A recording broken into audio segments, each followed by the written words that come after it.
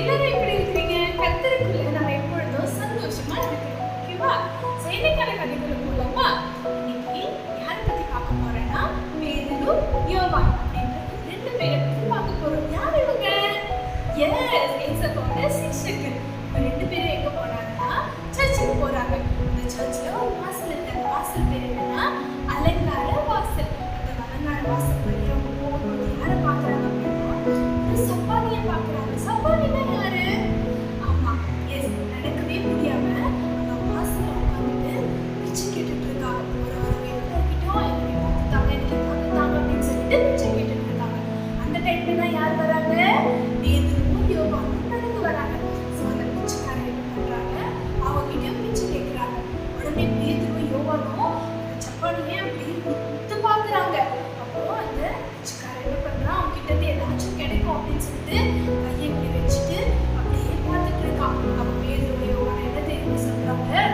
என்கிட்ட பொண்ணு இல்ல, பொண்ணுனா இருந்து தங்கம் இல்ல, வெள்ளி இல்ல, ஆனா என்கிட்ட ஒண்ணு இருக்கு, அதை நான் உனக்கு தரேன் அப்படின்னு சொல்லிட்டு சொல்றாங்க. சொல்லிட்டு என்ன பண்றாங்க?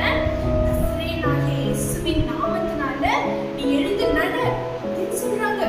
அப்படியே கொஞ்ச நேரம் வெயிட் பண்றாங்க. அப்படியே பார்த்துட்டே இருக்கும்பொழுது இந்த சப்பானி இதுவரைக்கும் நடக்கவே முடியாது. அந்த சப்பானி திடீர்னு எழுந்துச்சு, நடந்து குதிச்சுட்டு அப்படியே ஏசப்பாவுக்கு தேங்க்யூ சொல்லிட்டு அவங்க குதிச்சுட்டு தேவாலயத்துக்குள்ள போயிட்டாங்க. ஸோ இன்னைக்கு நம்மள என்ன பண்ணணும்?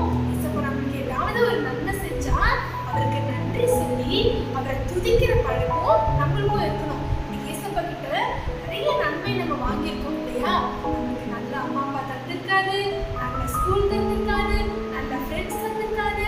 இதுக்காக நம்ம ஏசப்பாக்கு நன்றி சொல்றோமா? மறந்துடுறோம்ல. நமக்கு நல்ல ஃபுட்டு தந்திருக்காரு. ஸோ இது எல்லாத்துக்காகவும் ஏசப்பாக்கு நம்ம எப்பவும் நன்றி சொல்றதா இருக்கணும். ஆலயத்துல இவ்வளோ பெரிய அற்புதம் செஞ்ச உடனும் பேதுருவையும் யோவானையும் பார்த்து ஜனங்கள் எல்லாரும் அவங்ககிட்ட ஓடிடுறாங்க. ஐயோ, பாரா இவ்வளோ பெரிய அற்புதம் செஞ்சுட்டாங்க அப்படின்னு சொல்லிட்டு. இப்ப நம்மளா இருந்தா அந்த டைம்ல என்ன பண்ணுவோம்? ஆமாமா, நான் தான் அற்புதம் செஞ்சேன், நான் தான் பண்ணேன் அப்படின்னு சொல்லிட்டு வருவோம் இல்லையா? ஆனா பேதுருவும் யோவானும் அந்த பெருமையே படல. என்ன தெரியுமா சொன்னாங்க? நீங்களே ஏப்பா என்கிட்ட வரீங்க? நாங்க இது அற்புதத்தை பண்ணல. யாருடைய நாமத்தினால பண்ணோம்னா ஈசப்பாவுடைய நாமத்தினால பண்ணோம் அப்படின்னு சொல்லிட்டு ஈசப்பாவுக்கு புகழ சொல்றாங்க. ஸோ இன்னைக்கு நம்மளும் கூட நம்மளுக்கு ஏதாச்சும் ஒரு புகழ்ச்சி வந்துச்சுன்னா, நம்ம ஏதாச்சும் படிச்சு நம்ம ஒரு வேலை வந்தோம்னா, ஆமாமா நான் படிச்சேன், நானும் இவ்வளோ கஷ்டப்பட்டேன் அப்படின்னு நம்ம சொல்லவே கூடாது. நம்மளுக்கு படிக்கிற ஞானத்தை தர்றது யாரு? ஈசப்பா. படிக்கிறதுக்கு காசு தர்றது யாரு? ஈசப்பா. ஸோ நம்மளுக்கு என்ன புகழ் லைஃப்ல வந்தாலும் ஃபர்ஸ்ட் யாருக்கு புகழ சொல்லணும்? இது எல்லாமே ஏசப்பாவால வந்துச்சு, ஏசப்பா தான் எனக்கு கொடுத்தாரு, அவருக்கு நன்றி சொல்றதா நம்ம இருக்கணும்.